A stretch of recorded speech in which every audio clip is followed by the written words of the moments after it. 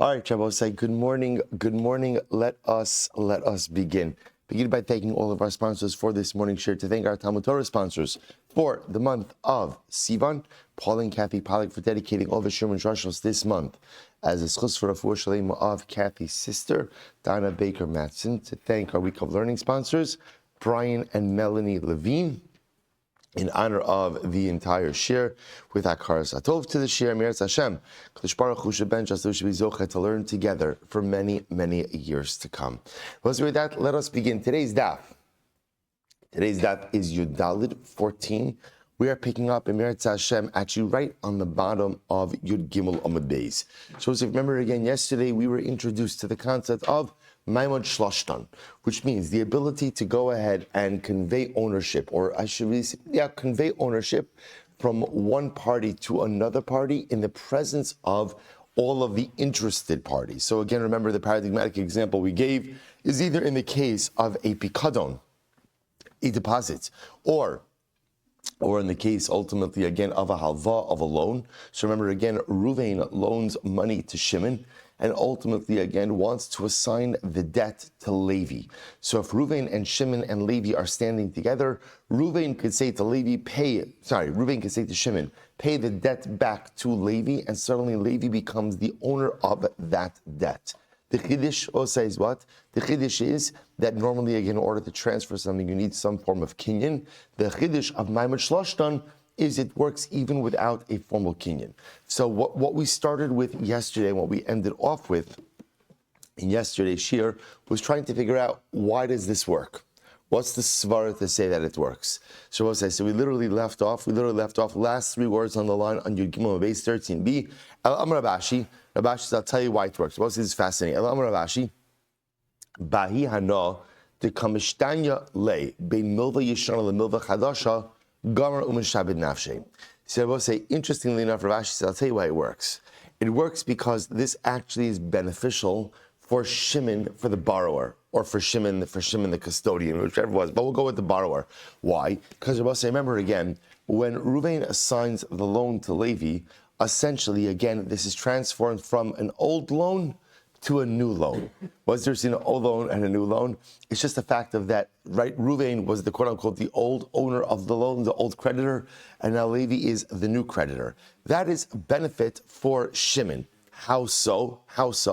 Because I will say, if Shimon wants to go ahead and finagle for a bit more time to repay, he'll have a better chance of doing that with Levi, the new creditor, who just came on the scene, than with Shimon, the old creditor, who's been the holder of this debt for a longer amount of time. Because that represents a hana, a form of benefit to Shimon, Shimon is willing to essentially go ahead and go along with this. Look at Rashi, tap Rashi. On Yudala Mudalif, Bahi Hano de Kamishtanyo, Hai Milva Lagabe Hai Mimalva Yishana Lamalva Chadasha. So because Shimon, because this is beneficial to Shimon as well, he goes again from one creditor to another creditor. The assumption is he's going to have more finaglability. It's also a new word, right? More finaglability with the new creditor. So therefore, again, he's willing to commit himself to this process.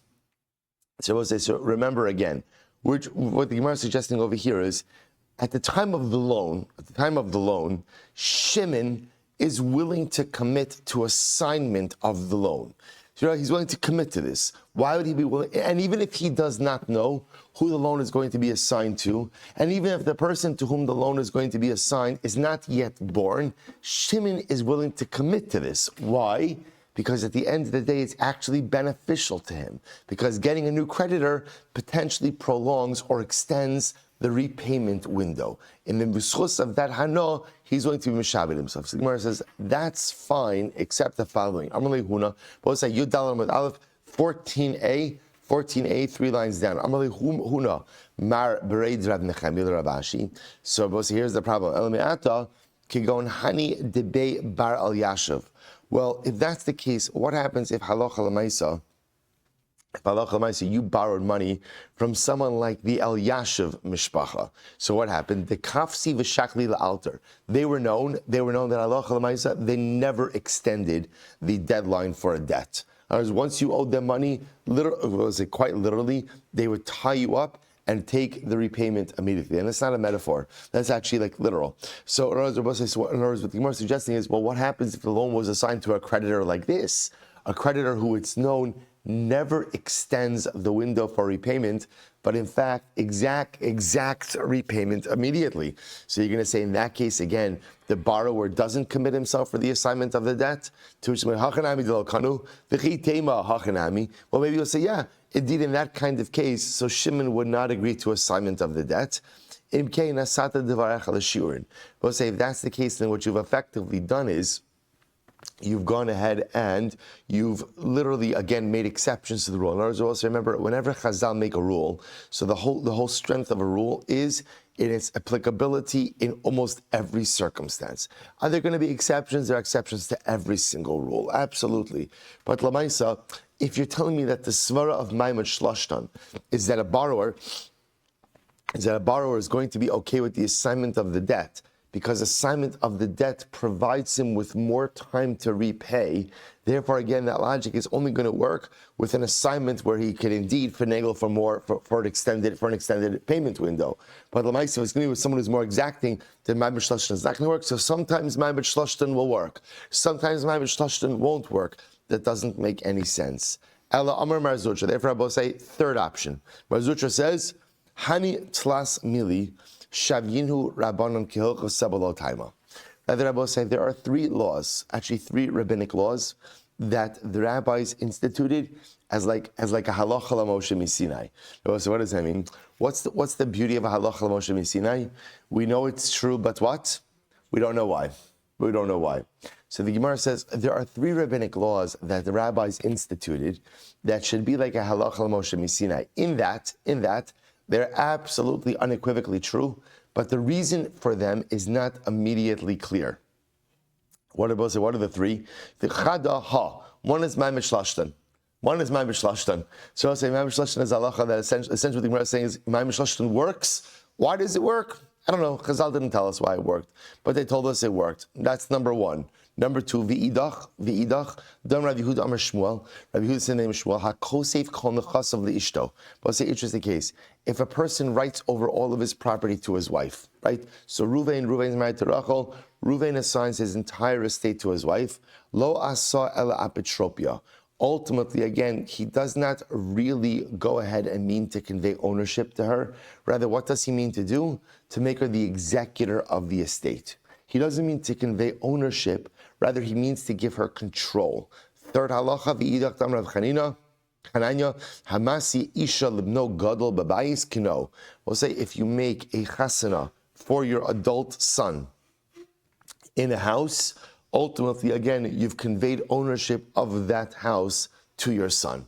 So we'll say, so these are three rabbinic halachas, which ultimately, again, Chazal instituted as a halacha l'Moshe Misinai, meaning that they are true, they work, but Chazal did not tell us the reason why they work. We'll say, if you take a quick look at Tosas, so Tosas says, Kilcha Sabalo Tam, and he does his parish, Mashemo Liknos. Aval Tam Yesh Lama Tiknu Chachamim Amaymot Shlashtam. So we'll say, so just to be clear, Tosas says, don't think that these three halachos don't have a reason. Of course they have a reason, right? Every rabbinic, we'll say, unlike the Torah, which could institute a chok, Chazal cannot institute chukim, right? When Chazal institute a halacha, they have to go ahead and have a rationale for the institution of the halacha. What the Gemara is just pointing out over here is Chazal over here didn't share it.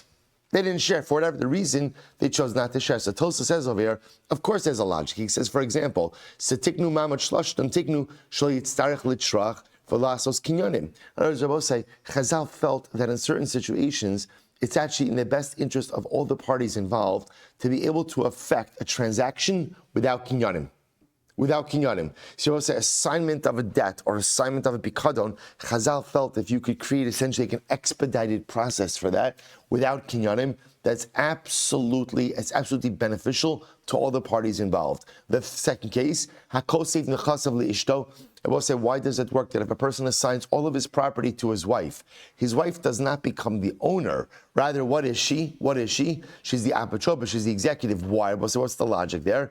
Mishum de lo shavik librei v'yoiv lachrini v'derech lasos kin elalachlok lo kavod ulimnos apatropia. So I will say, it's not the normal derech of things for a person to cut his kids out of his estate, right? And to give everything to his wife. So therefore, again, when he quote unquote assigns everything to his wife, what he's really doing is he's giving her the covet of being in charge of the estate. She's the apotropis, but halacha l'maaseh, he does not mean to cut his kids out of this at all. Third thing, what's the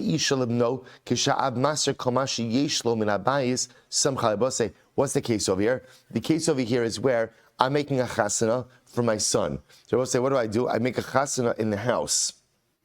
And what do I do before the chasana? What do I do before the chasana? I clear out all of my stuff from the house. So I will say, so again, clearly by clearing out all of my stuff, what am I effectively doing? I'm giving over ownership to my son of this home after his chasana. I'm really fascinated by this. So therefore, we'll say, it turns out, let's take a step back. What's the svara of Maimed Shlashtan? What's the svara? Chazal felt that there are certain situations for which a fast-tracked assignment is in the best interest of society. So create a mechanism where you could quickly assign debt, where you could quickly assign a pikadon without having to use kinyanim. Essentially, as long as you have all the interested parties present, you could quickly assign it right there. That's the logic. Chazal just chose to create this mechanism. And by the way, I forgot about one point. How are Chazal allowed to do this? How are they allowed to do this? So this Tosas didn't say, but Rashi did say, which is Hefker, Beis Din, Hefker. I will say, what's the concept of Hefker, Beis Din, Hefker? What's that concept? Beis Din has control over monetary law, right? Over the monetary operations of society. That power is vested in Beis Din, Hefker, Beis Din, Hefker. So therefore, again, essentially, Beis Din has the right to say when you need kinyanim and when you don't need kinyanim. They have the ability to assign money as they please. A similar concept to eminent domain, but a little bit different than our contemporary concept of eminent domain, because eminent domain really focuses much more on, like the making of private property public for the greater use of the community. This is Hefker, Beis Din, Hefker is actually a little bit more expansive than that. So that's my Mishlashtan, right? It operates based on Hefker, Beis Din, Hefker. It's one of these three halachas that Chazal instituted like a halacha la Moshe Misinai. Incredible. Amalei Rav, L'Rav Acha Bardala. So we'll say now a couple of interesting stories over here, really good stories. Not I got into stories, like halacha stories, but still good stories. A story is a story. Right, so we'll say, here we go. Amalei Rav L'Rav Acha Bardala. So Rav said to Rav Acha Bardala, Kaba dimorika isle gabach.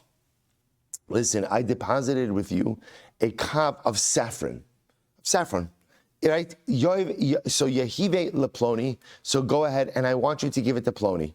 Right, so this is Rav saying to Rav Acha Bardala, I have a kav of saffron that I deposited with you. Do me a favor, give it to Ruvain.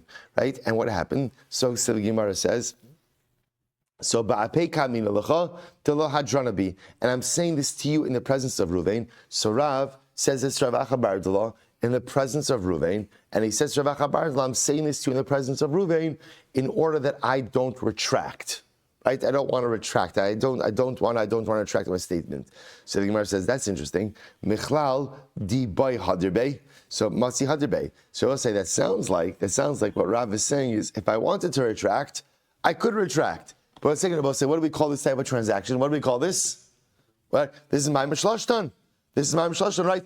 Rav is assigning the interest of, is assigning this kav of saffron that is currently in the possession of Rav Acha Bardala, and he's assigning it to Ruvain. So this is my mishlashtan. We just said before the my mishlashtan, you can't, right? It's a valid assignment.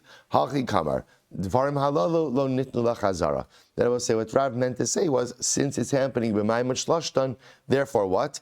It cannot be retracted. So good. Just a real life story of Maimed Shlashtan. Incredible. So the Gemara says, I ha Amarav Chadazimna, but Rav already said this once. Amarav Huna Amarav, Manali biyadecha, Teneo leploni b'mayim shlashtan kana. So I'll say, but one second, why do we need this story?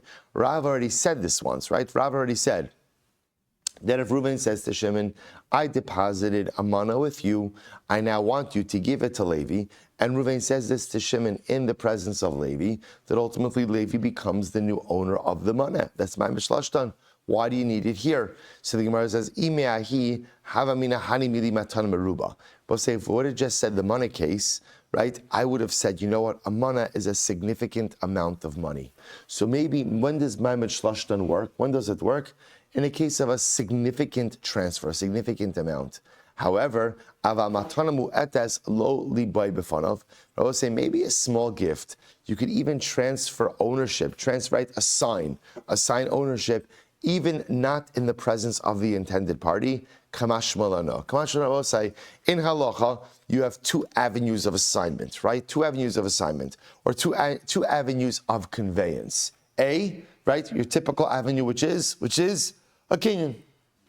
A kinyan, right? You want to acquire, both again. Remember, metaltlin, movable property, you acquire ultimately again through Mashicha, right? You could go, or Chalipin, again, we'll discuss, but let me say again, you go ahead and you have movable property. So there are kinyanic mechanisms in order to go ahead and acquire ownership. That's avenue number one. But if you are going to use Maimach Shlashtan, I will say, Maimach Shlashtan requires just that, the presence of all three interested parties together, whether the item being conveyed is valuable or not so valuable. Halacha l'maisa, Maimach Shlashtan requires all three parties present. Incredible.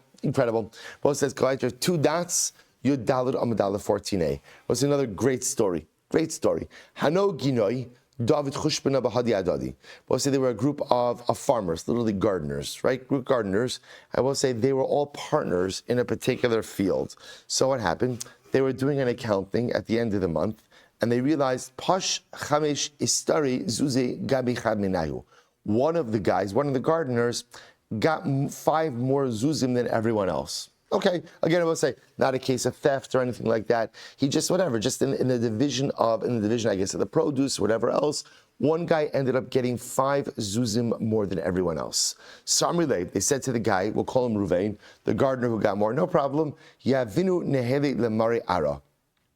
Listen, give that extra 5 zuz, give it to the landlord, and let it go towards rent. Good. I will say they said this, Pa'ape Mari Ara, the economy name. So I will say they said this in front of the landlord. So I will say, now something interesting happens. So I will say, remember again, the fact that they said it in front of the landlord, what does that make this case? Ma'amad Shlashtan. Now, in addition to that, ultimately, again, the landlord also did a kinyan chalipin. Very interesting. It also did a kinyan chalipin. So it says, remember again, a kinyan chalipin is a flip act of acquisition. So generally, again, we'll both say the way that is affected is, let's say, party A gives party B an item, party B acquires the item, and in return, party A acquires something else, right? So again, we do this at a chasana all the time with a handkerchief, right? So again, we're not getting into the mechanisms of chalipin right now. So in this case, interestingly enough, the landlord acquired the 5 zuz in 2 ways. Number 1, Maimach Shlashtan. Number 2, a kinyan chalipin. Okay. The sof azal avat chushpina bein leilin afshay. So I'll say ultimately again afterwards. So the gardener went ahead and did his own private accounting. In other words, he was going through his own. Right. He was doing a bank reconciliation. See, he was going through his finances, and he realized lo pash kabe v'lo midi. Actually, he did not actually have any extra money, right? It was actually a mistake. Asla kamei Rav Nachman. So I'll say comes before Rav Nachman. I'll say, by the way, before we go on, look at the profundity of that statement. I'll say, if you have your own Gemara, underline this statement. I'll say, what avad avad chushpina bein dilei linafshei. I'll say, what did the farmer? What did the gardener do? He made a cheshbon nefesh. And Abbas, you know what the incredible thing about taking the time to do an inner accounting? Or say the lashon is a chushbana. He made an accounting. Bein dilei linafshei. I say so often in life, like we're so focused on what everyone else is doing. Right? You owe me this, you this, you that. Everyone else, right? The problem is always everyone else. Sometimes stop, right, and realize often forget about the world, forget about everyone else for just a second. Avad chushbana bein dilei lenafshei. Make a cheshbon between yourself. Make an inner cheshbon about you. Right? About you. What are you doing in life? What are you? And I will say something amazing happens.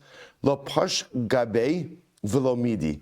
So I'll say lo pash gabe v'lo midi means there was nothing left over by him, and ultimately, again, v'lo midi, nothing. I will say, by the way, can you imagine reaching such a level in life like this, where you do a cheshbon nefesh, and you realize you've satisfied all of your obligations, right? There's nothing outstanding by me. I'll say, I wish I'll be zocha. One day to do a cheshbon nefesh and say, you know what?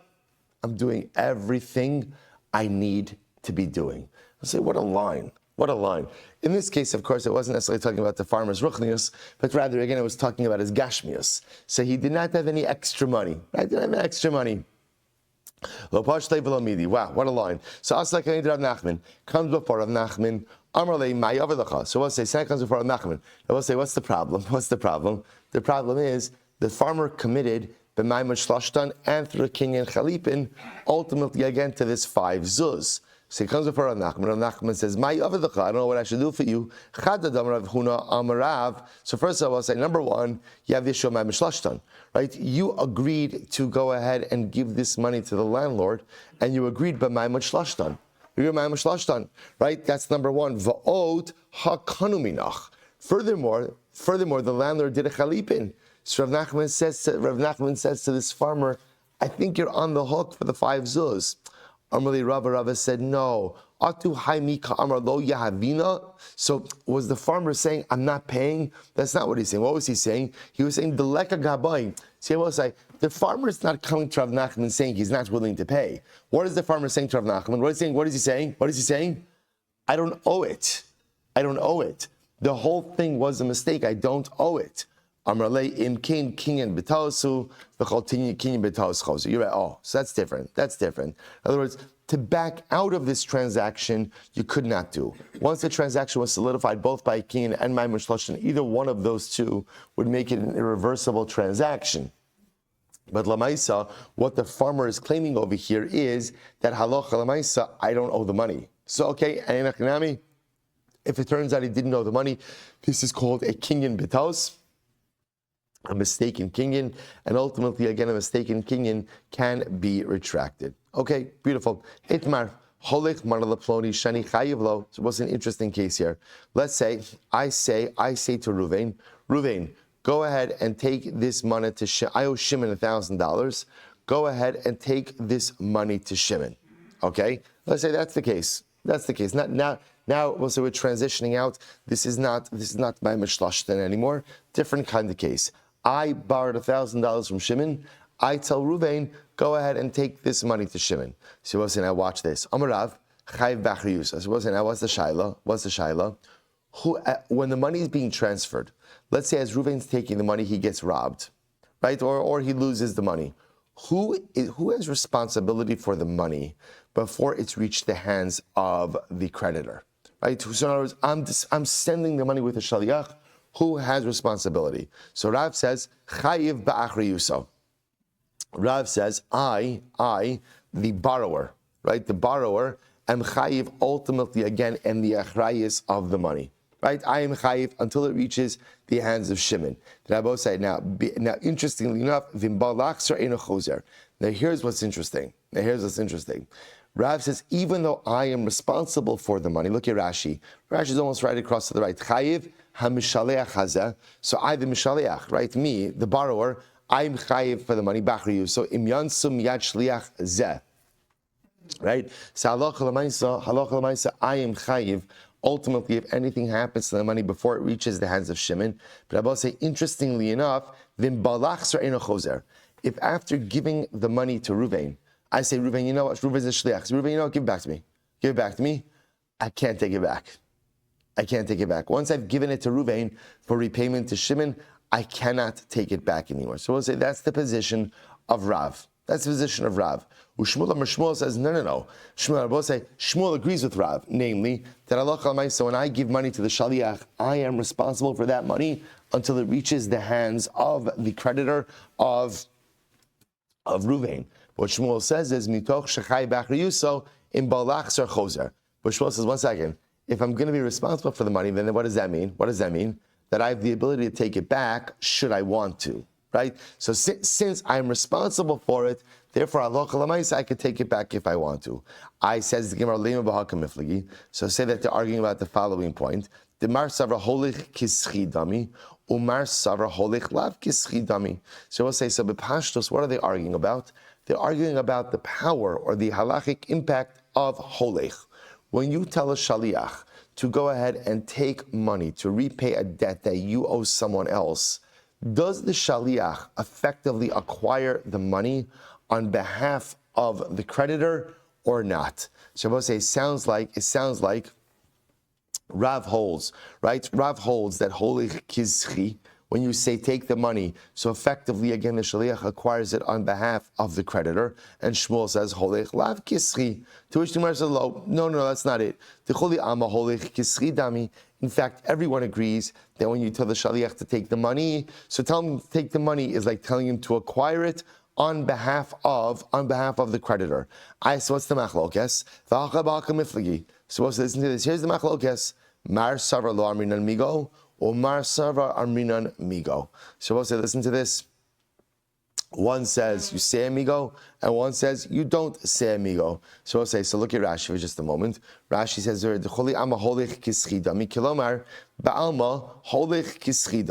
and generally, when you tell an agent to go ahead and take money to the creditor, that's effectively telling the agent to acquire it on behalf of the creditor. Rashi says,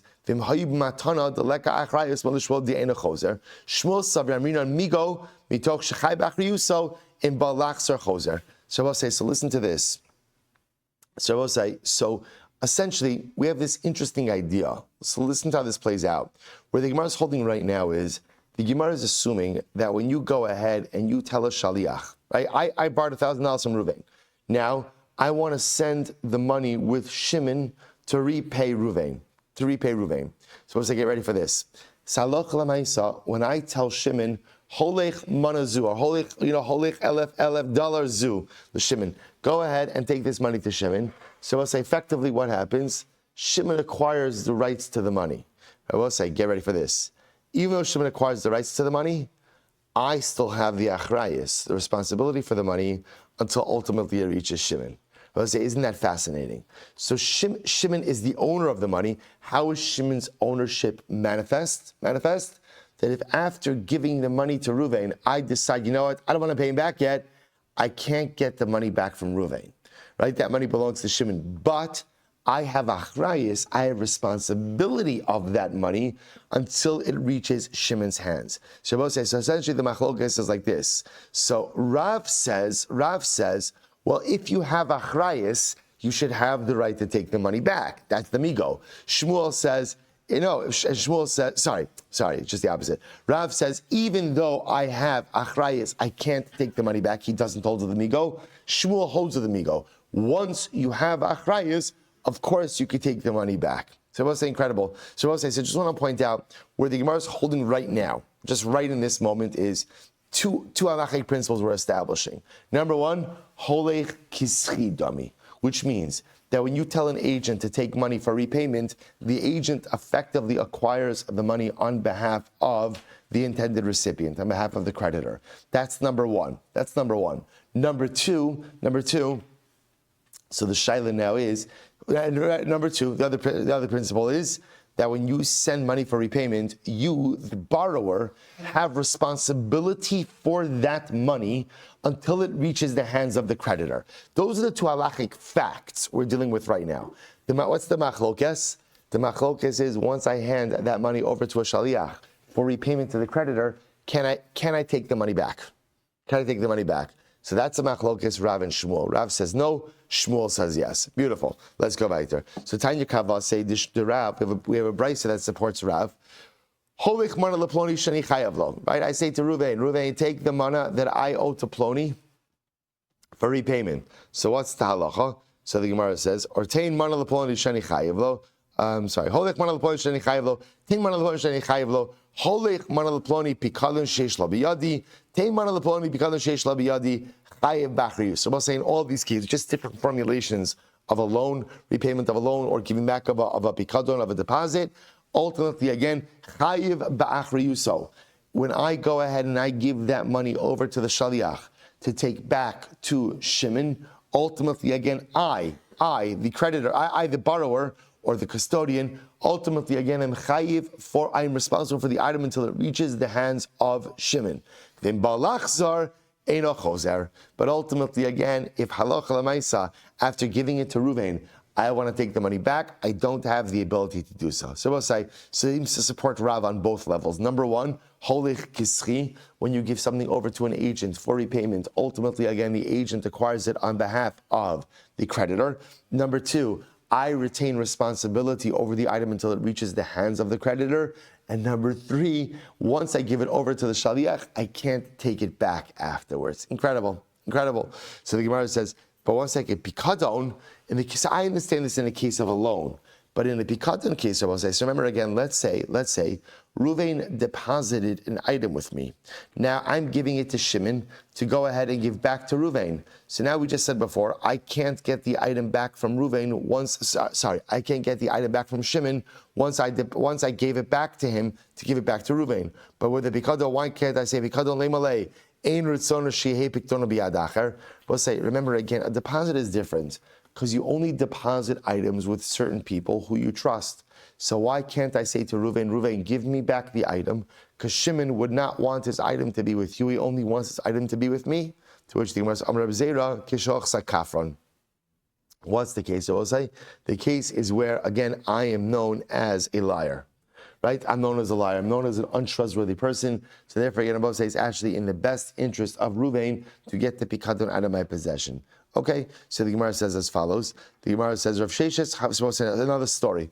Rav Sheshes, havele asharta disarbali b'mechuza. So we'll say, listen to this. Rav Sheshes had sold cloaks to a certain group of people. Right? And what happens to a certain individual? He had debt. So in other words, he sold the cloaks on credit. So therefore, someone in the city of Mechuza owed him money. Okay, owed Rav Sheshes money. Fine. So again, what happened? It turned out Rav Yosef Bar Chama was going to Mechuza. So Rav Sheshes says to him, do me a favor. When you're there, bring back my money. Bring back my debt. Okay, so the Gemara says, what happened? Azal Yavinale. So sure enough, Rav Yosef went. He collected the debt. Amrile Nikni Minach. So now listen to this. So now what ended up happening over here is, so now the group, it sounds like it was a group, right? This group, so I'll say, so just to get the facts straight, right? So Rav Sheshes sold cloaks to a group of people in Mechuza, sold it on credit. They owed him money. Rav Sheshes says, Rav Yosef, when you go to Mechuza, bring me back my money. Fine. Rav Yosef goes to Mechuza, goes to the group. I'm here to collect Rav Sheshes. So the group gives Rav Yosef the money. So Rav Yosef now is the shaliach to bring the money back to Rav Sheshes. Now I will say, the group who gave Rav Yosef the money, they wanted to be freed from responsibility, right? What happens if something happens to the money on the way back? So what do they want to do? I will say, they wanted to do a kinyan, right? A kinyan chalipin. By doing a kinyan chalipin, they would essentially transfer ownership of the money, so to speak, to Rav Yosef. So Rav Yosef. So Amar Lahu in. Rav Yosef said, sure, no problem. I'll do a kinyan. L'sof ishtamitle. But I will say, so he was able to defer until he was able to get out of Mechuza without having made the kinyan. So ki also lagabe, when Rav Yosef finally came back to Rav Sheshes, gave back his money, Amrle shapir avarata. Shkoyach, right? So Rav Sheshes gave him a shkoyach, ultimately again for having avoided making the kinyan. Why? So the Gemara says, Amrle shapir avarata. Because Rabbi essentially said to him, remember again, the lover, Rabbi the borrower, is ultimately again a slave, a servant to the lender. So Rabbi again, had Rav Yosef made the kinyan, he effectively would have become responsible for the money, which essentially would have made him a borrower.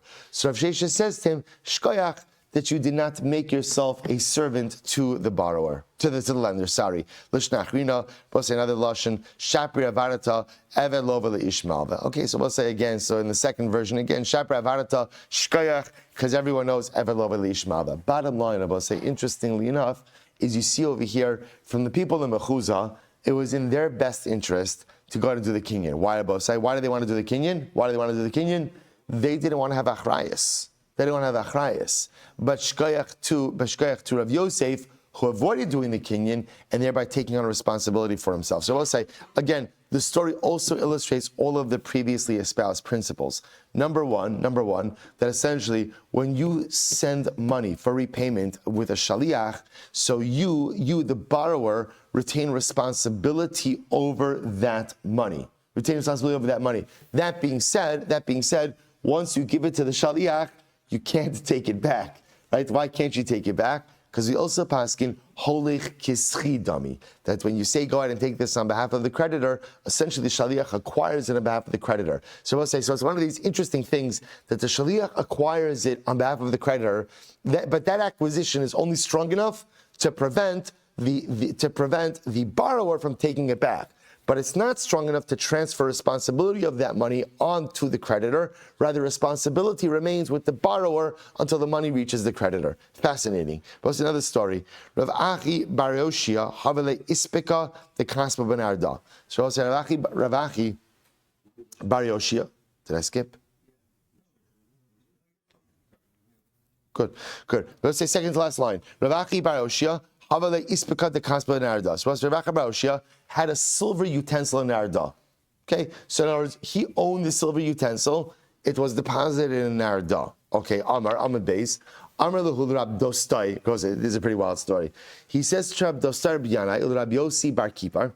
So again, so just to get our names straight, right? Rav Achi is the one who has the silver utensil in Narda. He says to Rabbi Dostai bar Yanai and Rabbi Yosi bar Kipar, Bahadi da'asyu asu nehele. Do me a favor. When you go to Narda, bring back my silver utensil. Bring it back with you. Fine. Azul yahavi nehele. So I say, so what happens? So no problem. So Rabbi Dostai, Rabbi Yosi bar Kipar go to Narda. They go to the guys who have Rabbi Achi's silver utensil, and they get it back. Amri lahu nikni minaychu. So the guys, right, the custodians, say to Rabbi Dostoi and Rabbi Yossi, no problem, we want to do a kinyan with you. So they gave back the silver utensil, but what were they interested in? Being freed from any further responsibility. So they wanted to do a kinyan with these two rabbanim, transfer responsibility of the utensil onto these two rabbanim, and then they're done. So listen to this. Amri lahu, lo. So both of the Rabbanim, right, Rabbi Dostai and Rabbi Yossi said, no, we're not doing a kinyan with you. In other words, because if we do a kinyan with you, then we're responsible ultimately again for the silver utensil. So they said, fine, you don't want to do a kinyan. Amr lahu, ahadrun nehelan. If that's the case, right, so the custodians then said, so give it back. In other words, the custodians were not willing to give over the utensil to Rabbi Dostai and Rabbi Yossi bar Kipar if they still maintain responsibility for the item while in transit. So they said, you don't want to take responsibility, that's fine, give it back to us. Okay, so I say, watch this. Rabbi Dostai, Rabbi Yane, Amr lahu in. So Rabbi Dostai said, fine, you can have it back. Rabbi Yossi bar Kipar, Amr lahu, lo. No, we're not giving it back. The halacha is that once the custodian gives back the item to be returned ultimately again to the owner, you don't give it back. Okay, so I'll say, here's where it gets interesting. Havu kamasarule. So the custodians began to beat up Rabbi Yossi. Because again, he was unwilling to give it back. Amrle chazi mar hechi ka'avid. So Rabbi Yossi says, so remember, they weren't touching Rabbi Dostai. Why didn't they touch Rabbi Dostai? Why not? Because Rabbi Dostai said, fine, no problem, you want it back, we'll give it back. So Rabbi Yanai says, so Rabbi Yossi says, Rabbi Dostai, chazi mar hechi ka'avid, do you see what they're doing to me? Amrlehu tav ramulei. So essentially, again, Rabbi Dostai, I'm sorry, I read that wrong. Amrle chazi mar hechi ka'avid. So this is actually the custodians. Look at Rashi. Amrulei Rabbi Dostai chazu mar my ka'avid delo ka'aba hadar lon. So the custodians say to Rabbi Dostai, you see what we're doing to your buddy because he refuses to return the object to us. To which Rabbi Dostai responds, tav amrlehu tav ramulei. Good, he deserves it. He deserves it. I was supposed to look at Rashi. Tav Ramulei. Harbe Yoko. Hit him harder. Lashon Mori. Lishon Achar. Tav Ramulei. Yafe Rayos Hamakos Halal. Okay, so I'm supposed to say Rayos Halal. So essentially, Rabbi Dostai is a shkoyach, right? He deserves it. Okay, so we'll say, so now, ki asu lagabe. So we'll say, so now, so Rabbi Dostai and Rabbi Yossi come back trabachi, apparently without the, and again, it sounds like without the silver utensil, although it's not immediately clear if they're with the utensil, without the utensil. So ki asu lagabe, so we'll say, they come back trabachi, amrle chazu mar lo mistaya de lo sayon, ela amr lahu nami tav ramule. So Rabbi Yossi says, Rabbi Dostai, you know what he did? Not only did he not help me when I was getting beaten up, but he said to the guys, Shkayach, hit him harder. Hit him harder. So Amar Le, Amai Tavid Hachi. So I will say, so Rabbi Achi said to Rabbi Dostai, why did you do this? So it was this great story. Amar Le, O son b'nei Adam. So I will say, essentially what Rabbi Dostai says to Rabbi Achi is, you should have seen these guys.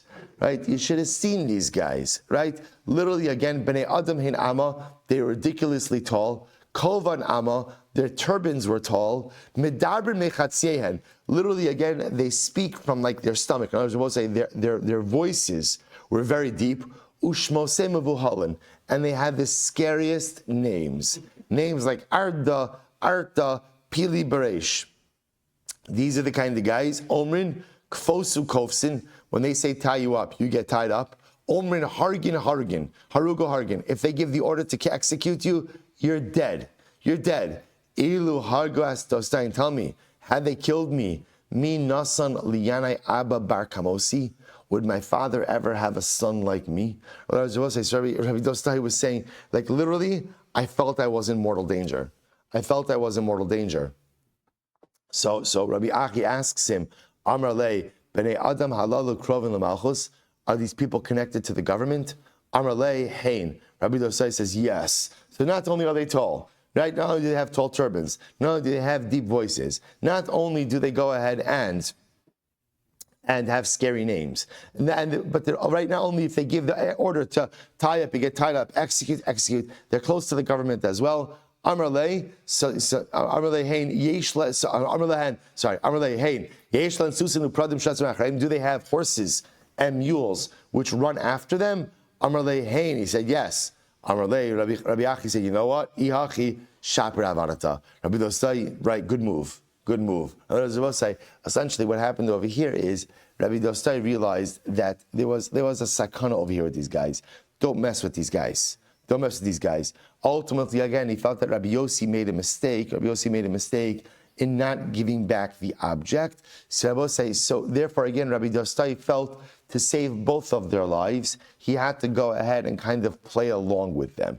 Obviously, again, he did not feel like he was putting Rabbi Yossi in mortal danger, but Lamaisi felt that he had to play along with them in order to save his life, in order to save both of their lives. Again, he felt, okay, so Rabbi Yossi was going to get beaten up a little bit.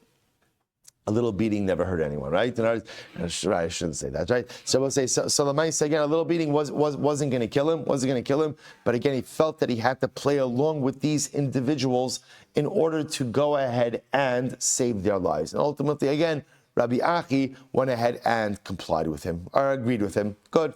An interesting story. Good. So let's say, so Holech Mana Leploni. So let's say, so now another case. Holech Mana Leploni. Halach Ubik Shuvala Matzu. So we'll say another interesting case. Watch this. I say to Ruvain, take this mana and give it to Ploni. And I both say, now what happens?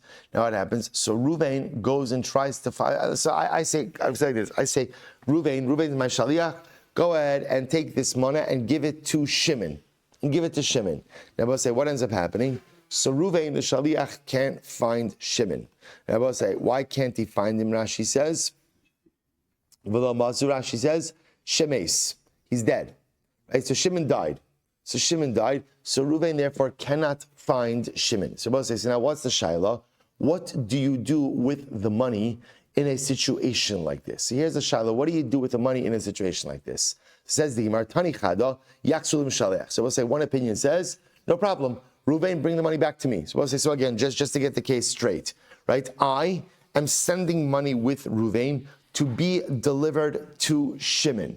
Ruvain goes. It then turns out that what happens? Ruvain says, Shimon's dead.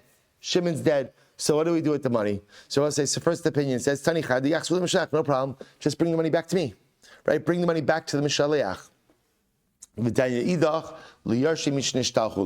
Second Brisa says, no. Give the money to the inheritors of Shimon. In other words, I had intended to convey the money to Shimon. Give the money to the inheritors of Shimon. So what's the machlokes? What are they arguing about? Dimar savra holich kischi, umar savra holich lav kischi. So I'll say this is reminiscent of the previous machlokes. Maybe what they're arguing about is one opinion says holich is the equivalent of acquire on behalf of, and one opinion says holich is not the equivalent of acquire on behalf of. In other words, I will say when I say to Reuven the Shaliach, holich mana leploni, am I saying acquire it on behalf of Shimon or not? So one opinion says no, it's not like acquired on behalf, and therefore what?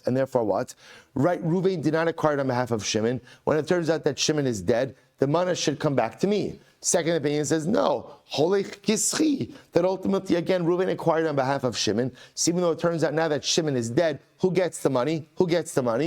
Ultimately again, Shimon's heirs get the money. So the Gemara says, oh, good. Amar of Abba Bar Mamel, no. The Kuli Ama holich lav kischi. So we'll say this is different than what we said before. In this version of the Gemara, everyone agrees holich is not kischi. When you tell a shaliach to go ahead and take something to an intended party, the shaliach does not acquire it on behalf of that party.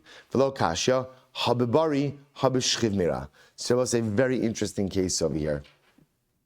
Look at Rashi for just a moment. Bebari yachshul mishaliach tolech lav kischi dami v'zelo shalchu el lemekabel v'lo liyarshav habishchiv mira tolech dei zachiho. So let's listen to this. So the Gemara suggests as follows. Everything depends on the mishach, the person sending the money. If the person sending the money is a bari, then ultimately again, then halacha l'maisa, the money comes back to him if Shimon is dead, because l'maisa again holich lav kischi. If, however, the mishach, the person sending the money is a shchiv mira, someone on his deathbed, so Rabbi will say, what's the halacha? Divrei shchiv mira kiksuvin v'chimsurin damu. A shchiv mira instantaneously transfers ownership, and therefore again, halacha l'maisa will go to Shimon's heirs. Rav Zvid says, no. Hava shchiv mira. Both cases ultimately again are dealing with the shchiv mira, where the sender, right? The sender is a shchiv mira. Hadi isin l'makal b'shas matamos. Hadi lesin l'makal b'shas matamos. So we'll say, what does it depend on? It's fascinating. So we'll say, in one case, where the shchiv mira said to the shaliach, take this money to Shimon. So we'll say, if Shimon was alive at the time of the conveyance, then ultimately again, Shimon, then even though Shimon subsequently dies, the money goes to Shimon's heirs. However, I will say, what happens if Shimon was dead at the time of the conveyance? In other words, the shchiv mira wants to convey a money to Shimon, thinking that Shimon is alive at the time of the conveyance, but in fact Shimon was already dead at the time of the conveyance. We'll say in that case, what happens? Halach l'maisa, the money goes back ultimately again to the shchiv mira. Incredible. Rav Papa says, hava bari. No, let's go back to what he said before. Both are talking about cases where ultimately again the sender, the mishaleach, ultimately again is a perfectly healthy individual. So what's going on over here? Hadimis mekabel b'chaye nosein. Hadimis nosein b'chaye mekabel.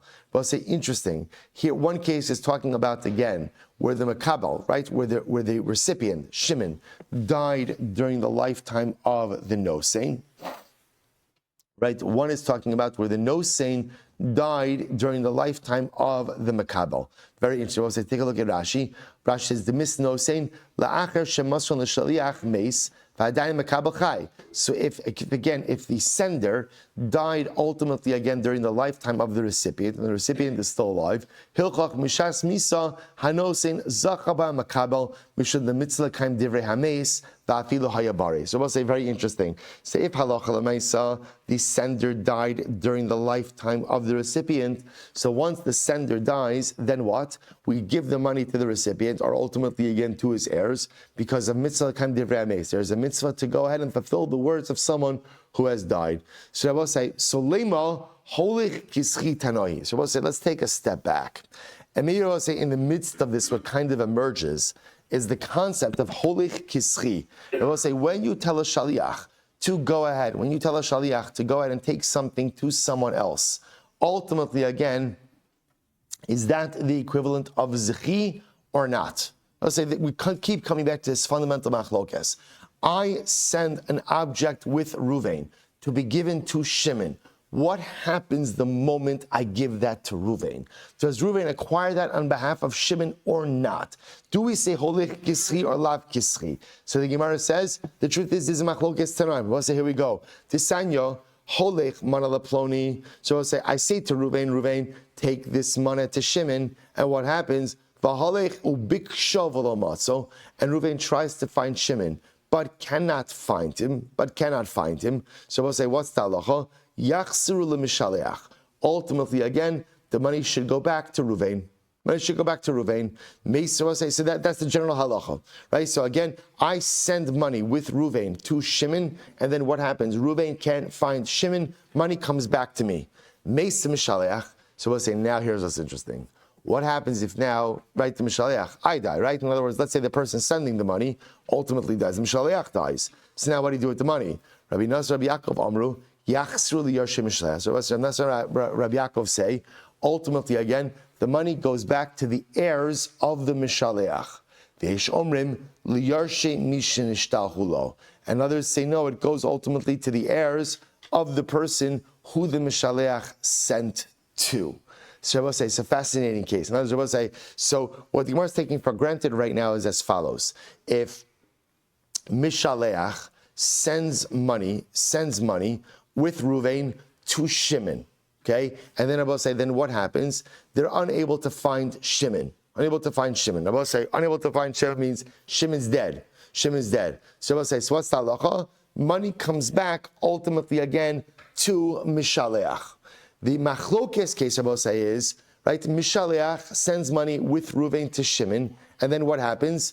Mishaleach dies. So who gets the money back now? So Rabbi say, this is machlokes. So Rabbi say, now watch this. This is actually going to be a four-way machlokes. So Rabbi say, watch this. Rabbi Nasser Yaakov says, Yachshu Yoshem Mishaleach. Give it back to the heirs of the Mishaleach. Yesh Omrim liYarshei mishnishtachulo. The Yesh Omrim say ultimately again it goes to the heirs of the intended recipient. Right? Rabbi Huda Nasi Om Mishum Rabbi Yaakov Mishum Rabbi Meir Mitzvah L'Kaim Divrei Ames. There is a mitzvah to uphold the words of the dead, which sounds like it goes to the heirs of Shimon. The Chum say Yachloku. The Chum say ultimately again you split it. So we're going to stop over here for today, kind of in the middle of this machlokes. We'll resolve this last case. So it turns out that at the end of the day, Rabbi say, in the case where Mishaleach sends money with Ruvain to Shimon, and it turns out Mishaleach is dead, everyone agrees that the money goes back ultimately to Mishaleach. What's the machlokes case? The machlokes case is Mishaleach sends money with Ruvain to Shimon. Shimon dies, and then what? Now Ruvain dies also. Who gets the money in that case? Four-way machlokes. Resolution of that tomorrow. Shkoyach.